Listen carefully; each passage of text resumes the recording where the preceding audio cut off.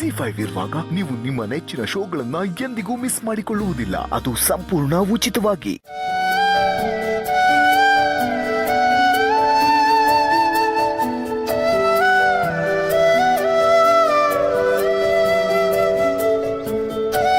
ಸಾಕು ಕಣೋ ಒಂದ್ಸತಿ ತಿನ್ಸು. ಆಗೋಯ್ತು, ಇಷ್ಟೇ ಇರೋದು. ಸುಬ್ರಹ್ಮಣ್ಯ ಸಾಕು ಬಿಡು, ನಿಂಗೆ ತಡಾಗುತ್ತೆ ಹೊರಡು.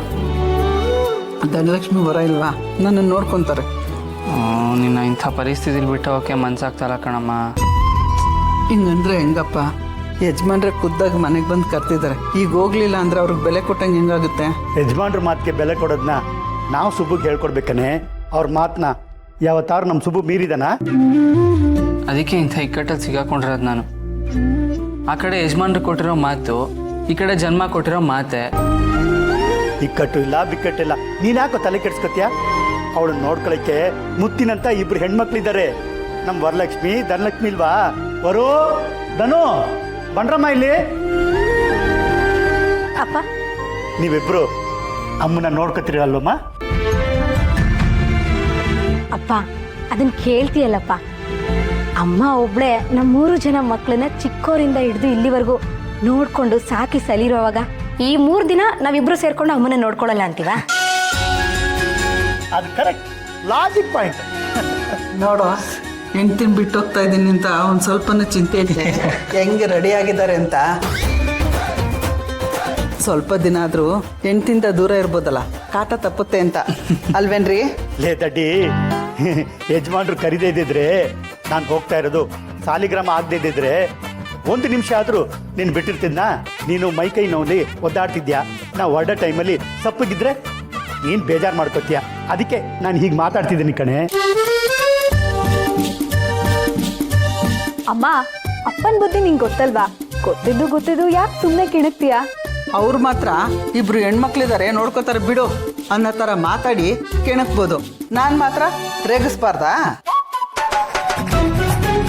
ಆಯ್ತಾಯ್ತು, ಹೊರಡೋ ಟೈಮಲ್ಲಿ ಇಬ್ರು ಇವಾಗ ಒಬ್ರಿಗೊಬ್ರು ರೇಗಿಸ್ಕೊಂಡು ಕಾಲಿಡ್ಕೊಂಡು ಕುತ್ಕೋಬೇಕಾ?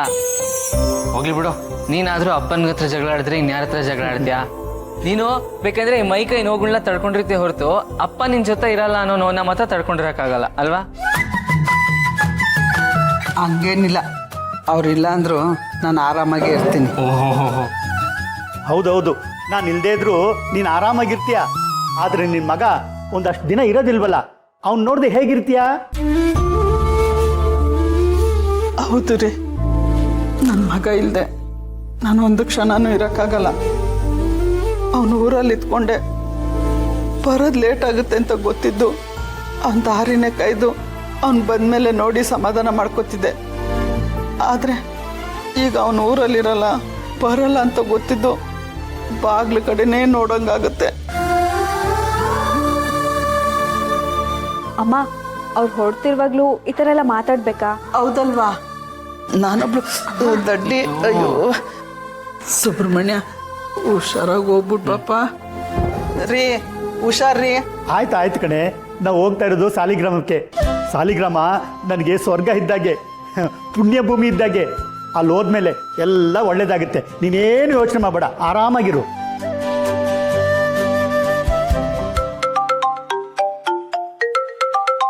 ಓ, ವಿಜಯ ಮೇಡಮ್ ಫೋನ್ ಮಾಡ್ತೀಯಾರೆ? ಹೇಳಿ ಮೇಡಮ್. ಕಾರು ನಿಮ್ಮನ್ನು ಪಿಕಪ್ ಮಾಡಕ್ ಬರ್ತಿದೆ. ಕಾರಲ್ಲಿ ನಾನು ಇದ್ದೇನೆ.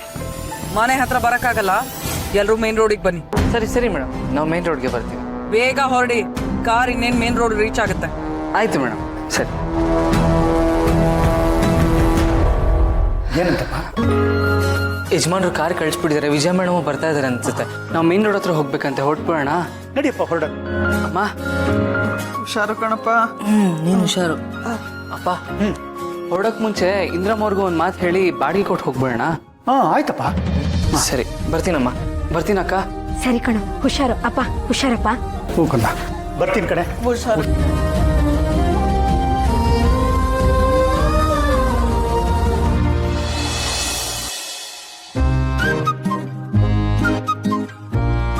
ವರ್ದಾ, ಅಮ್ಮ, ಎಲ್ಲೋ ಹೊರಟೆ? ಅದು ಸುಬ್ಬು ಮತ್ತು ಅವರಪ್ಪ ಊರಿಗೆ ಹೊರಟಿದಾರಲ್ಲ, ಅದಕ್ಕೆ ನಾನು ಹೋಗಿ ಅವ್ರನ್ನ ಕಳಿಸ್ಬಿಟ್ಟು ಬರೋಣ ಅನ್ಕೊಂಡೆ. ಯಾಕೆ ನೀನು ಹೋಗಿ ಟಾಟಾ ಮಾಡ್ಲಿಲ್ಲ ಅಂದ್ರೆ ಅವ್ರಿಗೆ ಬಸ್ ಹತ್ತೋದಕ್ಕಾಗಲ್ವಂತ? ಇಷ್ಟೆಲ್ಲ ಸಲಿಗೆ ಬೇಡ ವರ್ದಾ, ಸುಮ್ಮನೆ ಮನೇಲಿರು. ಹೋಗ್ ಬರ್ಲಿ ಬಿಡು ಇಂದ್ರ. ಹೇಗೋ ಅವ್ರು ನಮ್ಮ ಸಂಬಂಧಿಕರಾಗೋರು ಅಲ್ವಾ. ಸುಬ್ಬನು ವರದಾನು ಭಾವ ಭಾವಮೇದ ಆಗೋರು ಅಂತದ್ರಲ್ಲಿ ಹೋಗಿ ಕಳ್ಸ್ಬಿಟ್ಟು ಬಂದ್ರೆ ತಪ್ಪೇನಿಲ್ಲ ಬಿಡು. ನೋಡು ಭಾವ ಭಾವಮೇದ ಅಂದ ತಕ್ಷಣ ನನ್ನ ಮಗನ ಮುಖ ಹೇಗೆ ಹರಡ್ಬಿಡ್ತು. ಅಯ್ಯೋ, ಮುಖ ಹರಡೋದಿರ್ಲಿ, ಈಗಲೇ ಮದುವೆಗೆ ಮುಂಚೆನೆ ಅವ್ರ ಮನೆಗೆ ಹೋಗ್ತೀನಿ ಅಂತಾನೆ, ಅವ್ರ ಹಿಂದೆನೆ ಓಡಾಡ್ತೀನಿ ಅಂತಾನೆ.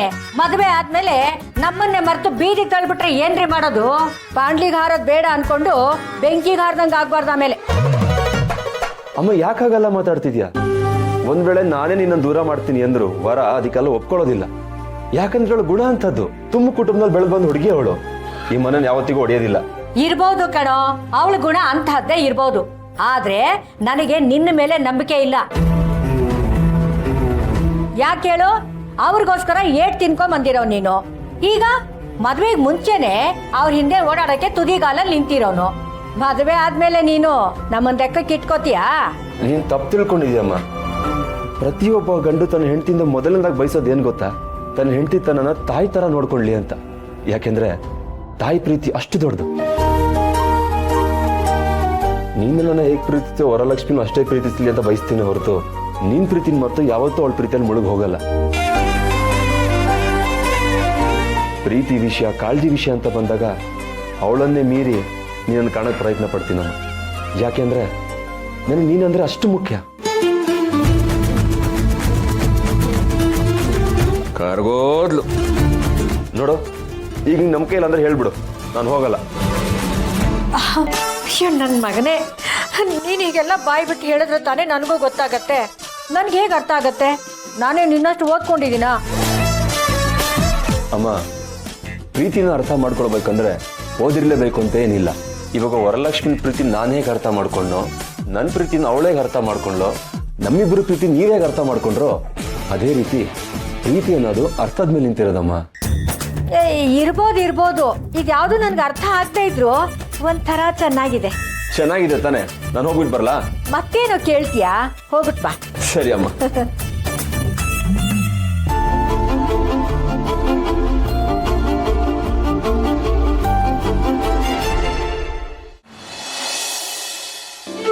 ನಮಸ್ಕಾರಮ್ಮ.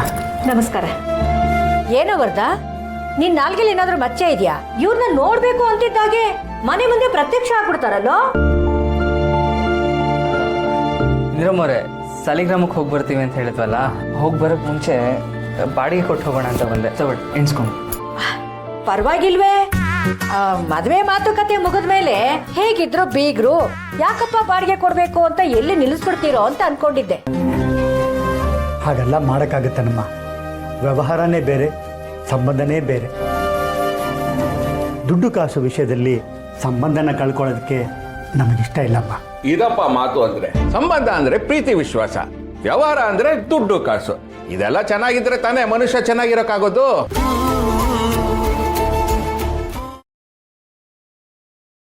ZEE5 ಆಪ್ ಡೌನ್ಲೋಡ್ ಮಾಡಿ ಎಲ್ಲಾ ಸಂಚಿಕೆಗಳನ್ನು ಸಂಪೂರ್ಣ ಉಚಿತವಾಗಿ ನೋಡಿ.